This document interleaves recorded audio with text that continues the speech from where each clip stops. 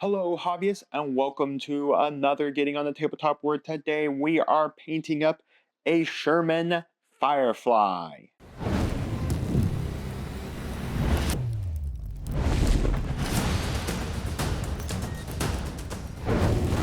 Before you is a Sherman FireFly in 3 pieces. We have the chassis, the turret attached to a pill bottle with some blue tack, and the British tank commander for the Sherman FireFly. After fully assembling the Sherman FireFly, I have gone out and primed the turret and chassis in Angel Green from Army Painter, and the tank commander is glued down to a wooden block for handling, and he is primed in matte white from Army Painter. So without further ado, let's get to painting the tank and tank commander. We will start off with the tank itself. Here we will begin by using Army Green from Army Painter and dry brush that across both the chassis and the turret. We are looking to pick out all the high points across both.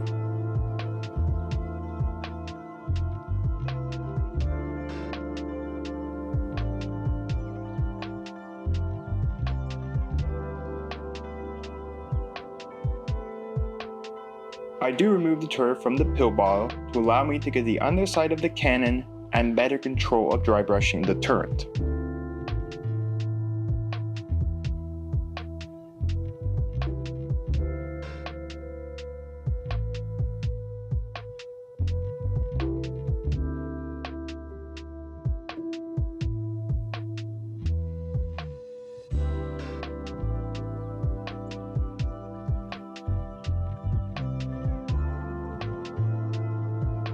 With the dry brush of Army Green complete, we will now wash both the chassis and the turret using green tone mixed 1:1 with quick shade wash mixing medium from Army Painter. This will allow us to blend the dry brushing and shade all the recessed areas of the chassis and the turret as well.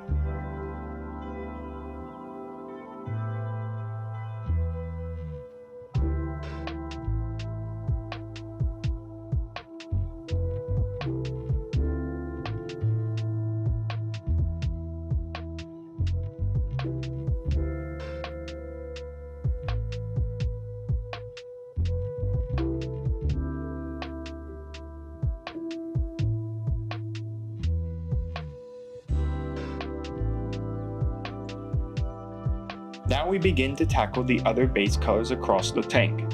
We will start by painting the rubber parts of the wheels using matte black from Army Painter. Do take it slow and carefully as you paint this base color and all remaining base colors.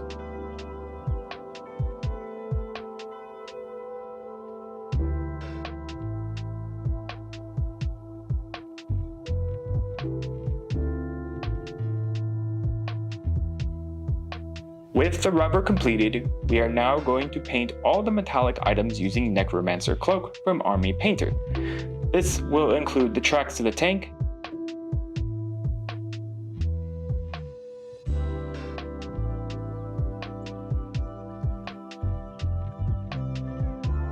the hedgerow cutter,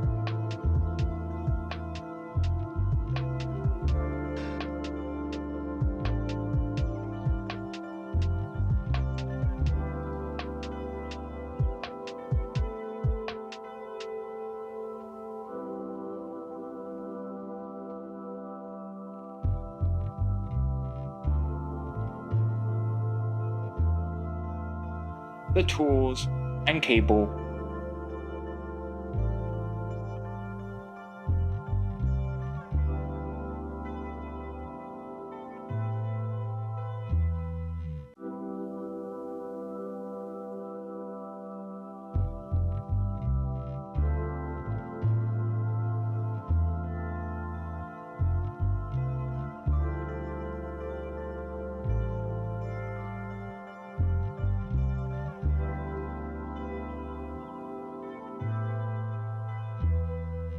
and the machine guns on the turret.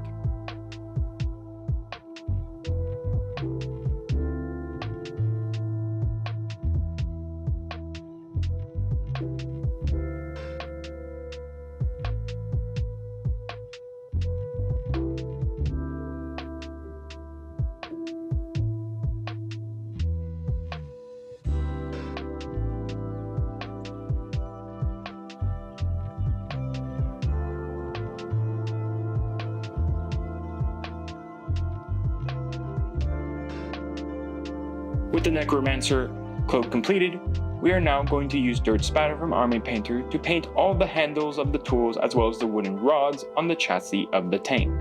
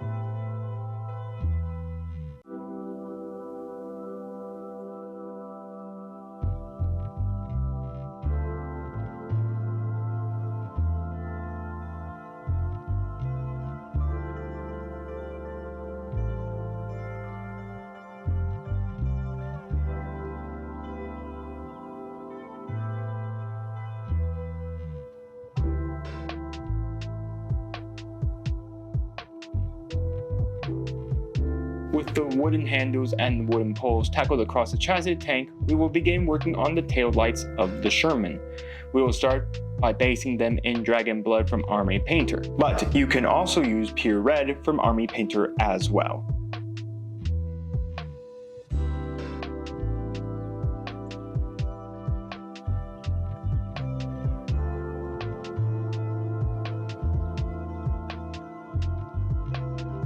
With the tail lights complete, we're now going to use Deep Blue from Army Painter to paint in the headlights of the tank and to paint all the viewports. This will include the 2 chassis ports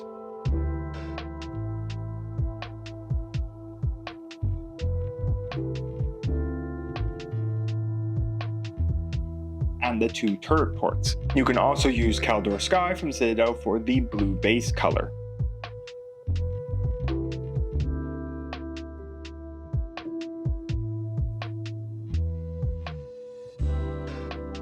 With the headlights and ports base, we are going to paint the straps of the stowage attached to the side of the turret. We will be painting these straps in hemp rope from Army Painter.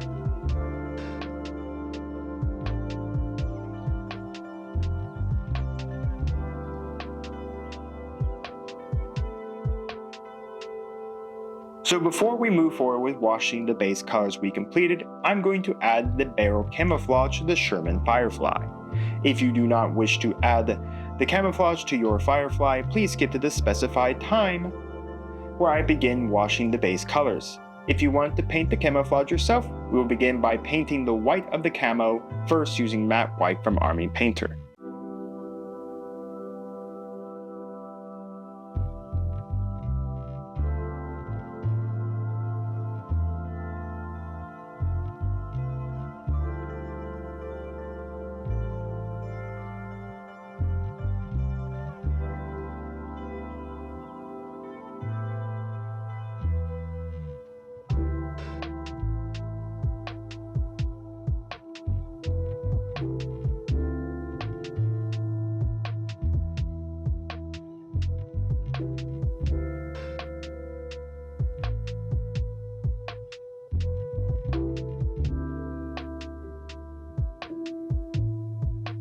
With the white complete, we're going to use matte black from Army Painter once more to finish the camouflage pattern on the underside of the cannon.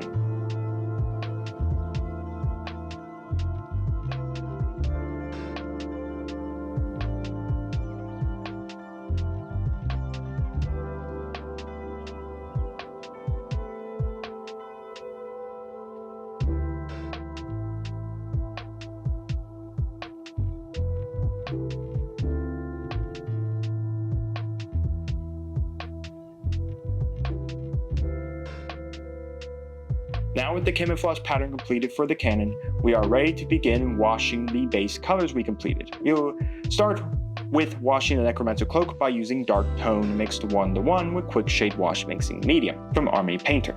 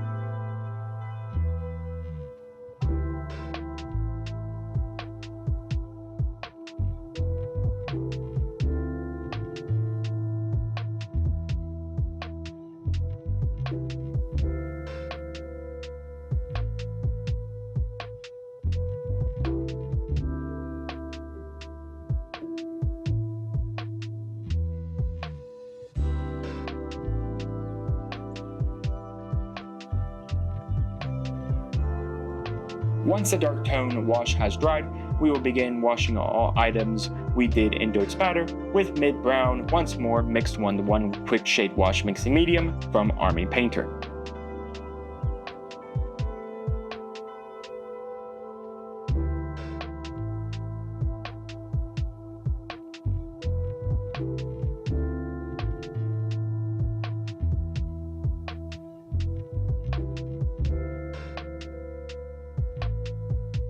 After we have let the mid-brown wash dry, we have only 3 more washes to apply. Make sure to let each dry before applying the next wash. First we will use soft tone and quick shade wash mixing medium from Army Painter to shade the hemp rope. For the red we will be using Carroburg Crimson from Citadel, and finally for the blue we will be using Dragunov Nightshade.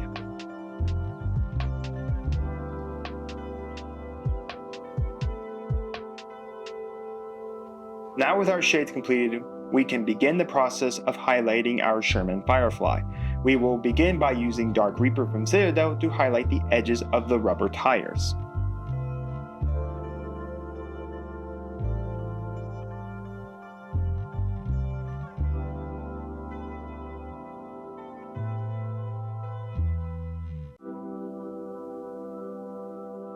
With the black highlighted, we will quickly move on to highlighting the hemp rope straps of our stowage with Banshee Brown from Army Painter. Once we have completed that highlight, we shall begin highlighting the wood with Fur Brown from Army Painter.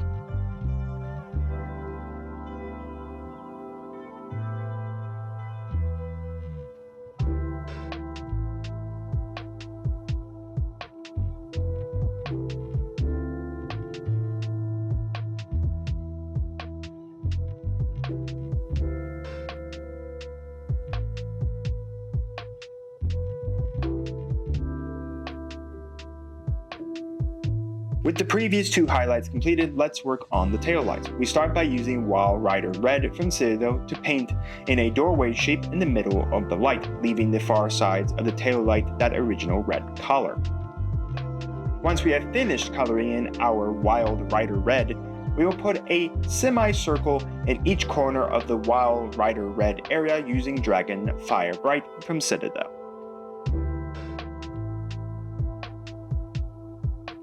With our tail lights completed, we move on to our viewports and headlights. We'll start with the viewports by making a straight line across each about halfway down using Lothran Blue from Citadel. Then with Batharoth Blue from Citadel, we will make another line, but concentrating on the upper parts of the Lothran Blue line.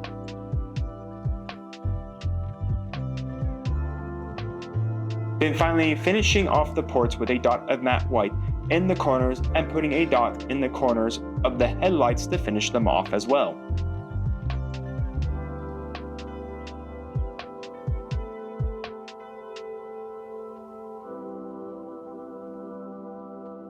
Our final highlight that we must complete is using gunmetal from Army Painter across everything painted in Necromancer Cloak.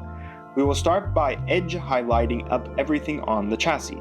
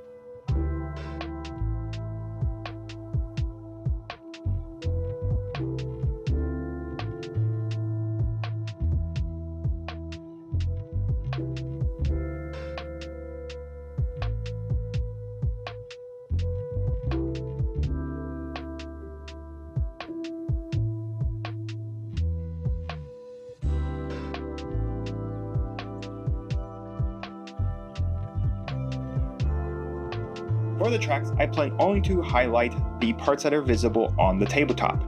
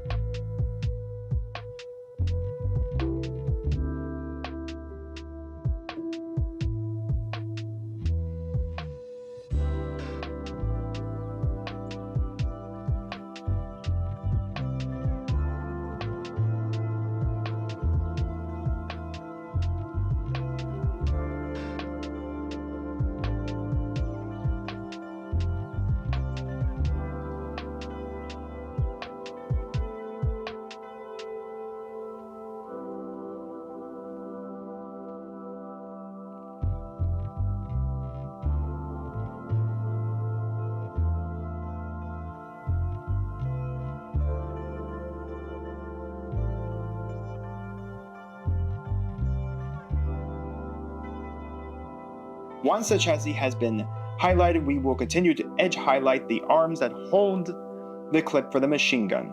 Once that is complete, we will then dry brush gunmetal over the machine gun to finish it off.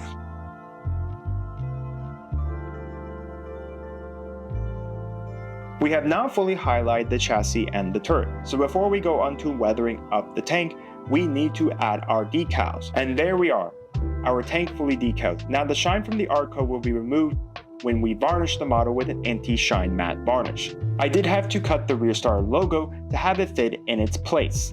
Now it's time to start weathering up the tank. If you do not want to weather your tank, you can skip to the specified time to where we paint up the tank commander. If you do want to weather up your tank a little, we will begin with straight strong tone from Army Painter to simulate dried mud over the chassis alone.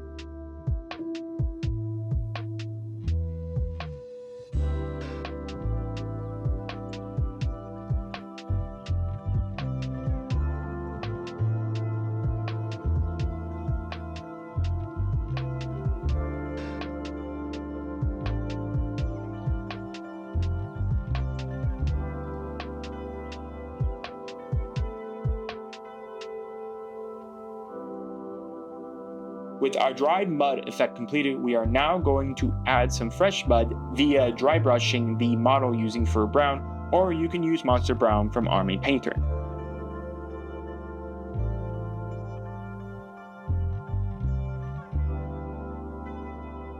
With our muddy look completed, I'm going to continue to push the muddy earth effect by using Diorama FX from Vallejo. We're going to apply this directly to parts of the tank to show a further buildup of muddy earth.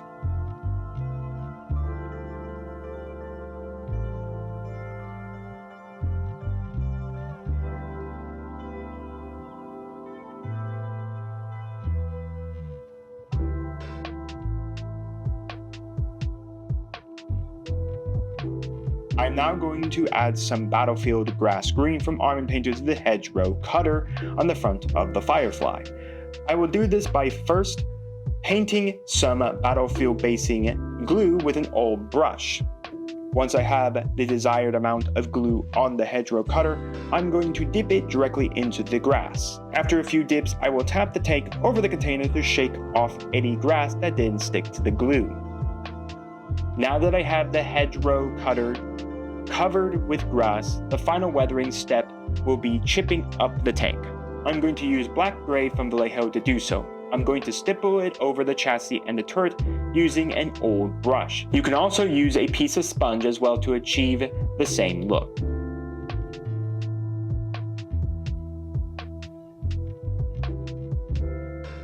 So the final weathering effect we are going to do is stipple some angel green from Army Painter over the cannon camouflage to show the paint has chipped away, showing the original color underneath.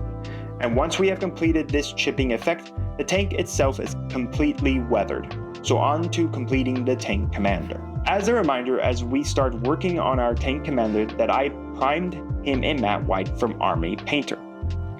We will begin by working on the clothing of our commander by painting it in Monster Brown.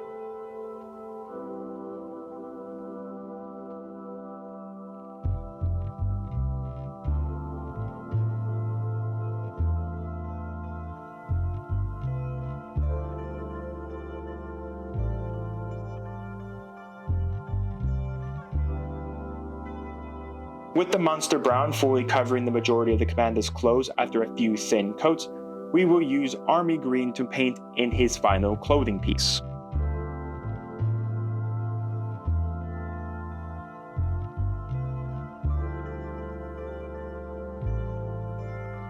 With our clothing completed, I'm going to tackle the small amount of hair on the back of our commander's head using dirt spatter.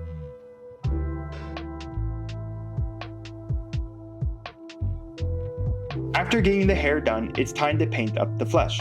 We will be using cobalt skin from Army Painter to paint up the commander's flesh. Now, off screen, I did use matte white to paint in our commander's eyes.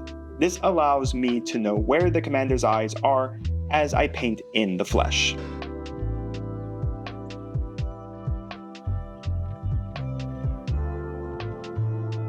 With the flesh completed, we will paint up the last two items on our commander. First, we will use Necromancer Cloak to paint the comms equipment.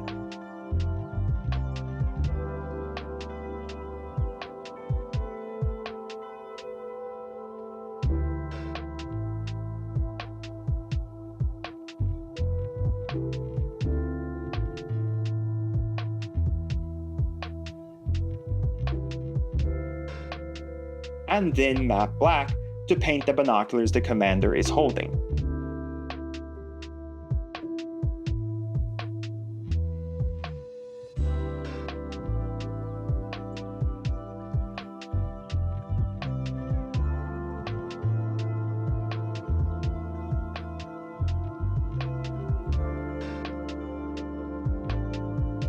With the base color of the commander completed, we shall wash him up. First, we will use dark tone mixed with quick shade wash mixing medium over everything besides the flesh.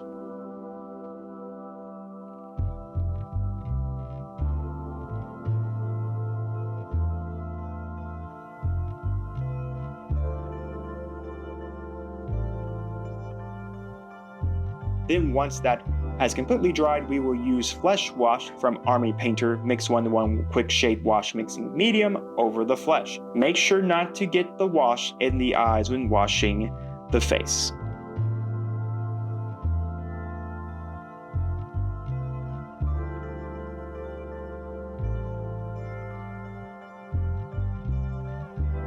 With both washes having shaded the commander and brought out the details of the commander, we can begin highlighting him up. We will start by using Khaki from Vallejo to highlight up most of his uniform.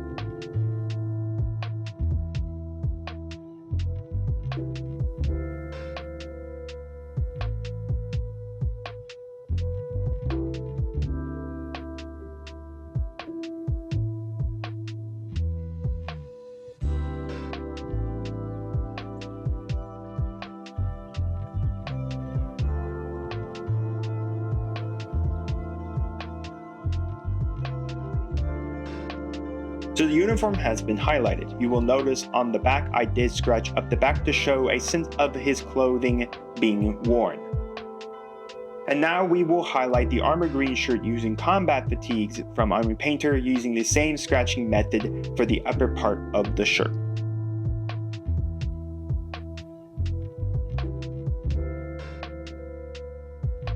So for our final 3 highlights, we will use Dark Reaper for the binoculars.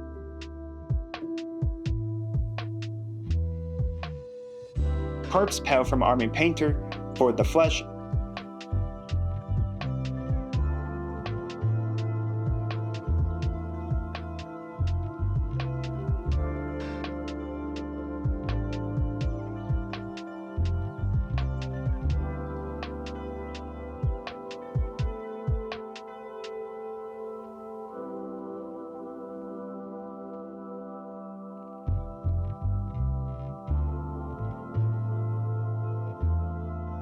and finally gunmetal for the comms equipment. And with those 3 highlights done, we can varnish both the commander and the tank, glue the commander into the turret, and this Sherman FireFly is ready for the tabletop.